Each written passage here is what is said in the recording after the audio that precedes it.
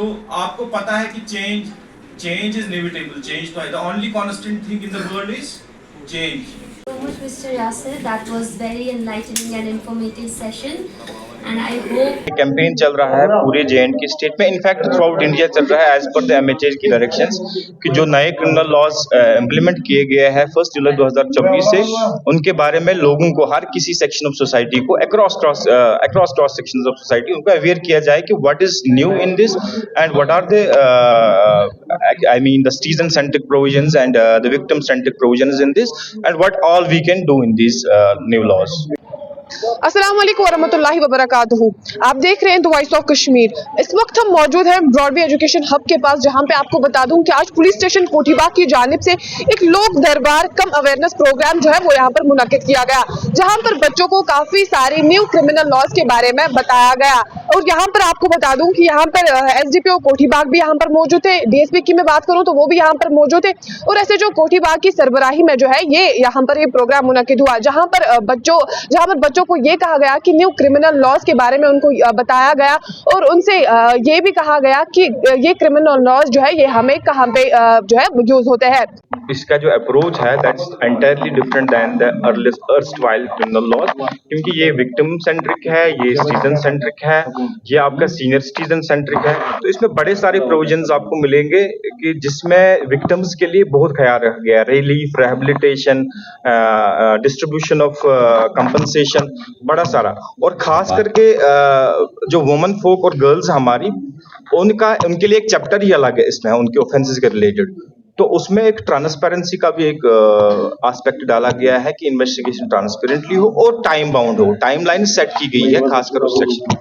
Is it for the particularly Srinagar division or for entire Kashmir these programs are going on? Basically, this is by the order of MHA. Every district is doing it. I think every week one program is being held.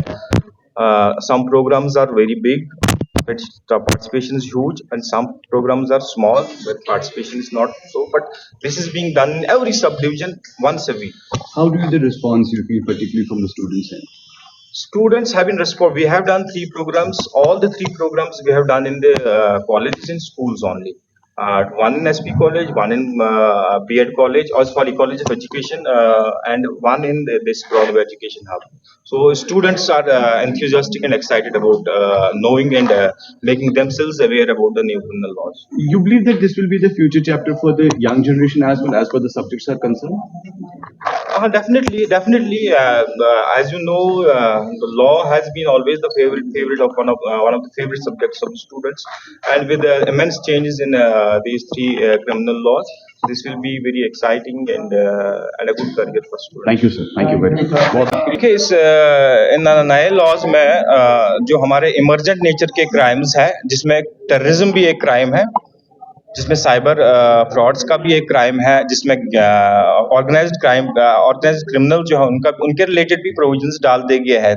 हमारे पास already unlawful activities prevention act है, जिसके तहत हम terrorist related crimes को deal करते हैं।